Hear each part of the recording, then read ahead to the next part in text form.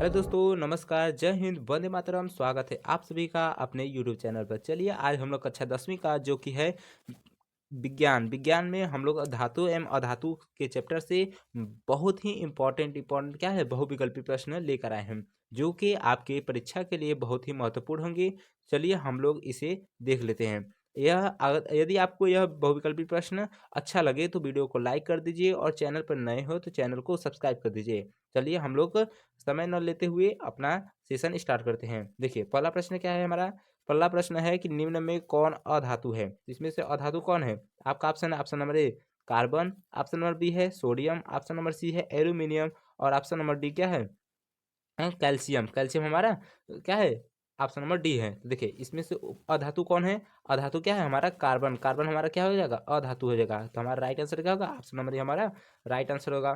चलिए अगला प्रश्न देखते हैं। अगला प्रश्न हमारा क्या है कि निम्न में से कौन उपधातु है। देखिए 2019 प्रश्न पूछा है। तो जिंक जिंक क्या है उपधातु है या फिर कैल्शियम गैलियम या फिर कार्बन। इसमें से उपधातु कौन है। जो उपधातु है वो क्या है ऑप्शन नंबर सी हमारा राइट आंसर। जो गैलियम है वो क्या है उपधातु है। चलिए अगला प्रश्न देखते हैं। अगला प्रश्न हमारा क्या है कि खाद्य पदार्थ के डिब्बों पर जिंक की बजाय टीन का लेप होता है क्यों। देखिए 2019 में प्रश्न में दो बार पूछा है यह, एक पेपर ए में और पेपर सी में। देखिए आपका ऑप्शन है ऑप्शन नंबर ए टीन की अपेक्षा जिंक कम कम यानी अभिक्रियाशील है। जो टीन है टीन क्या है जिंक कम अभिक्रियाशील है। ऑप्शन नंबर बी क्या है टीन की अपेक्षा जिंक का गलनांक अधिक है। Option number option number C क्या है टीन की अपेक्षा जिंक महंगा है। और ऑप्शन नंबर डी क्या है जिंक की अपेक्षा जिंक मतलब अधिक क्रियाशील है। यानी कि टीन क्या जिंक क्या है अधिक क्रियाशील है टीन कम क्रियाशील है। तो हमारा राइट आंसर क्या है ऑप्शन नंबर डी हमारा राइट आंसर है, क्योंकि टीन कम क्रियाशील होता है और जिंक अधिक क्रियाशील होता है। चलिए अगला प्रश्न देखते हैं। अगला प्रश्न हमारा क्या है। अगला प्रश्न है कि कौन विद्युत का सर्वोच्च सुचालक है। जो विद्युत का सुचालक कौन होता है सी यू यानी कापर। ऑप्शन नंबर बी क्या है एजी यानी सिल्वर, ए एल यानी कि एल्यूमिनियम और डी ऑप्शन नंबर डी क्या है एफ यानी कि लोहा। तो जो विद्युत का सुचालक कौन है सबसे अच्छा सुचालक कौन है। तो हमारा ऑप्शन होगा ऑप्शन नंबर बी हमारा राइट आंसर होगा, क्योंकि जो चांदी होता है वो विद्युत का सबसे अच्छा सुचालक माना जाता है। चलिए अगला प्रश्न देखते हैं। अगला प्रश्न हमारा क्या है निम्नलिखित में से कौन उपधातु है। अब देखिए 2016 में 2021 में दो बार प्रश्न पूछा है। तो उपधातु कौन है। देखिए लोहा है, ऑप्शन नंबर बी क्या है कापर है, ऑप्शन नंबर सी क्या है निकिल है, ऑप्शन नंबर डी क्या है एसबी यानी कि। चलिए अब देखिए हमारा राइट आंसर होगा उपधातु क्या होगा एसबी जो हमारा राइट आंसर होगा। ये जो है हमारा राइट आंसर हो जाएगा। चलिए आगे बढ़ते हैं। अगला प्रश्न देखते हैं। प्रश्न नंबर 6 जो पीतल है वो क्या है धातु है अधातु है मिश्र धातु है या उपधातु है। अब बताइए पीतल क्या है। पीतल हमारा क्या होगा वह मिश्र धातु है। पीतल क्या है यह मिश्र धातु है। चलिए अगला प्रश्न देखते हैं। अगला प्रश्न है कि निम्न में से कौन आयनिक यौगिक है। अब बताइए आयनिक यौगिक कौन है CH2 है या फिर CO2 है या फिर CaCO3 है या फिर NH3 है। अब बताइए इसमें से कौन है जो कि आयनिक यौगिक है। तो आयनिक यौगिक यानी कि जो बंध बना के रहता है। तो कौन है जो CaCO3 है क्या है यह है आयनिक यौगिक होगा। क्या होगा सॉरी आयनिक यौगिक बंध नहीं बनाता है। आयनिक यौगिक जो आयन के आदान प्रदान से बनता है। और जो तो हमारा राइट आंसर का ऑप्शन नंबर सी हमारा राइट आंसर होगा। चलिए आगे बढ़ते हैं। अगला प्रश्न देखते हैं। अगला प्रश्न हमारा कि निम्न में से कौन सा पदार्थ ऑक्सीजन के सहयोग नहीं करता है। तो आपका ऑप्शन है ऑप्शन नंबर बी तांबा। क्या तांबा ऑक्सीजन से सहयोग करता है कि gold. Option number B zinc, option number C, option number D क्या है पोटेशियम। तो हमारा राइट आंसर क्या होगा हमारा राइट आंसर होगा ऑप्शन नंबर बी जो क्या है राइट आंसर, क्योंकि जो सोना होता है वो ऑक्सीजन से संयोग नहीं करता यानी कि ऑक्सीजन से रिएक्शन नहीं करता है। कौन सोना। सोना क्या करता है ऑक्सीजन से रिएक्शन नहीं करता है, इसलिए सोना अधिक ज़्यादा दिन तक चलता है, उसका चमक जल्दी नहीं जाता है। चलिए अगला प्रश्न देखते हैं। अगला प्रश्न क्या है कि शुद्ध सोना को व्यक्त किया जाता है किससे 22 कैरेट से या फिर 24 कैरेट से या फिर 20 कैरेट से या 12 कैरेट से। जो शुद्ध सोना होता है उसे किससे व्यक्त किया जाता है। तो आपका ऑप्शन होगा ऑप्शन नंबर बी हमारा राइट आंसर होगा, क्योंकि शुद्ध सोना कितना 24 कैरेट का होता है। कितना होता है शुद्ध सोना 24 कैरेट का होता है। अगला प्रश्न देखते हैं। अगला प्रश्न हमारा क्या है कि कौन सा अधातु कमरे के ताप पर द्रव होता है। देखिए 2014 में 2019 में 19 में दो बार पूछा है। तो हमारा राइट आंसर क्या होगा देखिए option number A bromine, option number B है पारा, ऑप्शन नंबर सी है तांबा, ऑप्शन नंबर डी क्या है एल्यूमिनियम। तो कौन सा है जो द्रव अधातु है जो कि कमरे के स्थान पर क्या रहता है, द्रव में रहता है, तो क्या रहता है जो है ब्रोमीन। ब्रोमीन क्या है, यह अधातु मतलब कि किस पे रहता है, द्रव अवस्था में रहता है, क्या है, अधातु। चलिए आगे बढ़ते हैं, अगला प्रश्न देखते हैं। अगला प्रश्न हमारा क्या है कि सीसा और टीन की मिश्र धातु को कहते हैं, जो सीसा और टीन मिला के बनाया जाता है उसे क्या कहते हैं। आपका ऑप्शन है, option number A solder, option number B है पारा, ऑप्शन नंबर सी है gun metal, option number D है उपधातु। तो हमारा राइट आंसर क्या होगा, हमारा राइट आंसर होगा ऑप्शन नंबर ए, क्या होगा, राइट आंसर होगा, क्योंकि जो सीसा और टीन को मिलाते हैं वो मिश्र धातु क्या होता है, सोल्डर होता है। चलिए आगे देखते हैं, अगला प्रश्न देखते हैं। अगला प्रश्न हमारा है कि निम्नलिखित में से कौन अधिक क्रियाशील है। अब बताइए इसमें से जो है, इसमें से सबसे अधिक क्रियाशील कौन है, तो कापर है या फिर मरकरी है या फिर सिल्वर है या फिर सोना है। तो हमारा राइट आंसर क्या होगा, इसमें से सबसे अधिक क्रियाशील कौन है, ऑप्शन नंबर ए हमारा राइट आंसर होगा, क्योंकि कापर इन सबसे अधिक क्रियाशील है। चलिए आगे बढ़ते हैं, अगला प्रश्न देखते हैं। तो अगला प्रश्न है कि निम्न में से कौन अधातु है। अब बताइए इसमें से अधातु कौन है, तो ऑप्शन नंबर ए क्या है, Fe यानी लोहा। लोहा अधातु है कि धातु है। ऑप्शन नंबर बी क्या है, carbon. Option number C aluminium और ऑप्शन नंबर डी है सोना।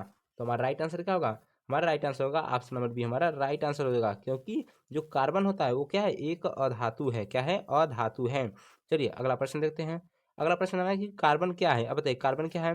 देखिए 2012 में और 2021 में 2 बार प्रश्न पूछा है, क्या है, धातु है, अधातु है, उपधातु है या इनमें से कोई नहीं। तो जो कार्बन है वो क्या है, वह एक अधातु है, क्या है, अधातु है। हमारा राइट आंसर क्या होगा, ऑप्शन नंबर बी हमारा राइट आंसर हो जाएगा। चलिए अगला प्रश्न देखते हैं। अगला प्रश्न हमारा है कि बॉक्साइट निम्न में से किस धातु का मुख्यतः अयस्क है। देखिए 2018 में यह प्रश्न पूछा है, तो आपका ऑप्शन है ऑप्शन नंबर ए लोहा का है या फिर कैल्शियम का है या फिर सोडियम का है या फिर एल्यूमिनियम का है। जो बॉक्साइट होता है किसका अयस्क है, वो है एल्यूमिनियम का अयस्क है। किसका होगा, आपका राइट आंसर होगा ऑप्शन नंबर डी हमारा राइट आंसर होगा। चलिए अगला प्रश्न देखते हैं। अगला प्रश्न देखिए क्या है। अगला प्रश्न है निम्न में से किस धातु का गलनांक सबसे कम है। जो नीचे दिए गए इनमें से किसका गलनांक सबसे कम है। आपका ऑप्शन है ऑप्शन नंबर ए एल्यूमिनियम का, ऑप्शन नंबर बी है सोडियम का, ऑप्शन नंबर सी है कापर का, ऑप्शन नंबर डी है Fe का। तो हमारा राइट आंसर क्या होगा, हमारा राइट आंसर होगा ऑप्शन नंबर बी, हमारा राइट आंसर होगा, क्योंकि इसका गलनांक क्या है, सबसे कम है। इसका सोडियम का, सोडियम का गलनांक क्या है, सबसे कम है। चलिए अगला प्रश्न है। अगला प्रश्न क्या है कि धातुओं की प्रकृति होती है। धातुओं की प्रकृति कैसी है, विद्युत धनात्मक या फिर विद्युत ऋणात्मक या फिर उदासीन या इनमें से कोई नहीं। जो धातुओं की प्रकृति कैसी होती है, धातुओं की प्रकृति होती है विद्युत धनात्मक। जो धातु होते हैं वो क्या होते हैं, विद्युत धनात्मक होते हैं। चलिए अगला प्रश्न देखते हैं। अगला प्रश्न हमारा क्या है कि लोहा एवं इस्पात को जंग से सुरक्षा रखने के लिए उन पर किस धातु की पतली परत चढ़ाई जाती है। देखिए 2013 में प्रश्न पूछा, जो लोहा और इस्पात होते हैं उस पे किस धातु का लेप चढ़ाया जाता है। आपका ऑप्शन है ऑप्शन नंबर देखिए देखिए प्रश्न ऑप्शन क्या है, तांबा है, जिंक चांदी है, सोना है, जिंक है। तो हमारा राइट आंसर क्या होगा, तो उस पे किस चीज का लेप चढ़ाया जाता है, तो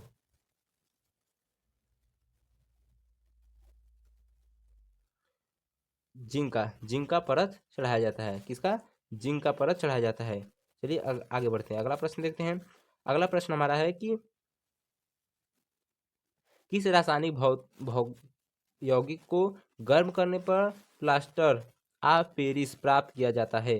देखिए 2018 में यह प्रश्न पूछा है, तो किस रासायनिक यौगिक को गर्म करने पर क्या मिलता है, प्लास्टर ऑफ पेरिस। तो आपका ऑप्शन है विरंजक चूर्ण। विरंजक चूर्ण को गर्म करेंगे तो हमें प्लास्टर ऑफ पेरिस मिलेगा, कि जिप्सम को अगर गर्म करेंगे तो प्लास्टर ऑफ पेरिस मिलेगा। चूना पत्थर ऐसे ही कच्चा चूना है। तो हमें हमारा राइट आंसर क्या होगा, हमारा राइट आंसर होगा ऑप्शन नंबर बी, हमारा राइट आंसर होगा, क्योंकि जिप्सम को हम जब गर्म करते हैं तो उसमें हमें क्या मिलता है, प्लास्टर ऑफ पेरिस मिल जाता है। चलिए अगला प्रश्न देखते हैं। अगला प्रश्न हमारा क्या है कि विद्युत अपघटनी परिष्करण में अशुद्ध धातु को बनाया जाता है। तो आपका ऑप्शन है एनोड, कैथोड या अपघट्य या इनमें से सभी। तो विद्युत अपघटनी परिष्करण में शुद्ध धातु को बनाया जाता है किसमें, किसमें बनाया जाता है, बनाया जाता है एनोड पर। एनोड पर क्या बनाता है, शुद्ध धातु बनाया जाता है। चलिए आगे बढ़ते हैं। अगला प्रश्न हमारा क्या है कि जब मैग्नीशियम फीता को जलाया जाता है तो उत्पन्न आग की लौ होती है? आपका ऑप्शन है पीली, ऑप्शन नंबर बी है नीली, ऑप्शन नंबर सी है चमकीली या उजाला, ऑप्शन नंबर डी है लाल। तो हमारा राइट आंसर क्या होगा? हमारा राइट आंसर होगा ऑप्शन नंबर सी, क्या होगा? चमकीली और उजाला, चमकीली उजाला होती है। चलिए अगला प्रश्न देखते हैं।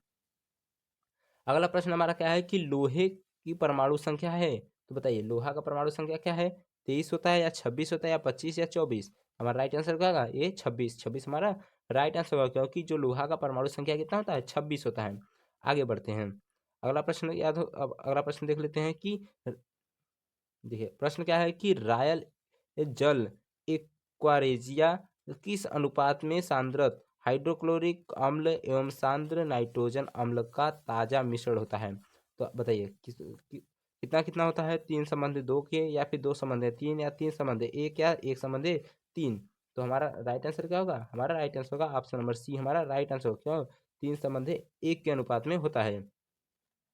चलिए अगला प्रश्न देखते हैं। अगला प्रश्न हमारा क्या है? अगला प्रश्न हमारा है कि एल्युमिनियम पर मोटी ऑक्साइड की परत बनाने की प्रक्रिया को क्या कहते हैं? जो एल्युमिनियम पर मोटी ऑक्साइड की परत बनते हैं उस प्रक्रिया को क्या कहते हैं? एथोडीकरण, या फिर कैथोडीकरण, या फिर ऑप्शन नंबर सी क्या है? ए और बी दोनों कहते हैं, या इनमें से कोई नहीं? हमारा राइट आंसर क्या होगा? हमारा राइट आंसर होगा ऑप्शन नंबर ए, क्या होगा? राइट आंसर होगा, क्योंकि जो एल्युमिनियम पर मोटी ऑक्साइड का परत चढ़ाते हैं उसे क्या कहते हैं? एथोडीकरण कहते हैं। चलिए आगे बढ़ते हैं। अगला प्रश्न हमारा क्या है कि जंगरोधी स्टील क्या है? ऑप्शन नंबर ए है धातु, अधातु, मिश्र धातु, या इनमें से कोई नहीं? तो हमारा राइट आंसर क्या होगा? मिश्र धातु। जो मिश्र धातु है उसमें क्या होता है? उस पर जंग नहीं लगता है, उस स्टील पे क्या होता है? जंग नहीं लगता है। चलिए अगला प्रश्न देखते हैं। अगला प्रश्न क्या है कि सबसे अधिक विद्युत ऋणात्मक तत्व है, तो बताइए सबसे अधिक विद्युत ऋणात्मक तत्व कौन है? आपका ऑप्शन है option number A chlorine, option number B क्या है? फ्लोरीन, ऑप्शन नंबर सी क्या है? ऑक्सीजन, ऑप्शन नंबर डी क्या है? एफ यानी आयरन। हमारा राइट आंसर क्या है? ये जो ऑप्शन नंबर बी हमारा राइट आंसर, क्योंकि जो विद्युत ऋणात्मक तत्व है सबसे अधिक इसी का होता है। क्या होता है? ऑप्शन नंबर बी हमारा राइट आंसर होगा। चलिए आगे बढ़ते हैं। अगला प्रश्न प्रश्न का है क्रायोलाइट किस धातु का अयस्क है? तो देखिए आपका ऑप्शन है ऑप्शन नंबर ए तांबा का, ऑप्शन नंबर बी है लोहा का, ऑप्शन नंबर सी एल्यूमिनियम का, और ऑप्शन नंबर डी है मैग्नीशियम का। तो हमारा जो क्रायोलाइट किस धातु का अयस्क है वो है ऑप्शन नंबर सी, हमारा राइट आंसर। एल्यूमिनियम का क्या होगा?